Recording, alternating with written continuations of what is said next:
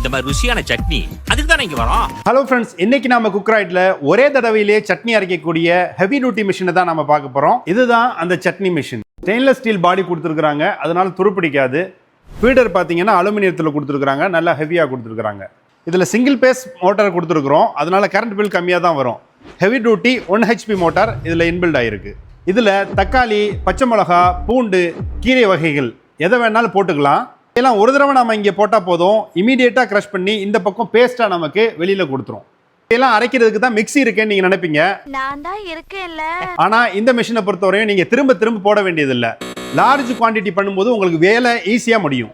இதை பார்த்தீங்கன்னா hotel, hostel, catering இது மாதிரி லார்ஜ் குவான்டிட்டியில் எங்கெல்லாம் சமைக்கிறீங்களோ அங்கெல்லாம் கண்டிப்பாக உங்களுக்கு யூஸ் ஆகும். ஷாப் எங்க இருக்குன்னு பாத்தீங்கன்னா சென்னை பெரியமேடு அப்புறம் அறந்தாங்கி 2 இடத்துலயும் லொக்கேட் ஆகி இருக்கு. இந்த மாதிரி இன்ட்ரெஸ்டிங்கான ஃபுட் மிஷின் வீடியோக்கு நம்ம சேனலை ஃபாலோ பண்ணிக்கோங்க. என்ன டிஃபரெண்ட் இன்னைக்கு? என்னங்க தோசையும் தக்காளி சட்னி ரெடியா இருக்கு, நீங்க வந்தீங்கன்னா சாப்பிடலாம். தோசை தக்காளி சட்னிமா?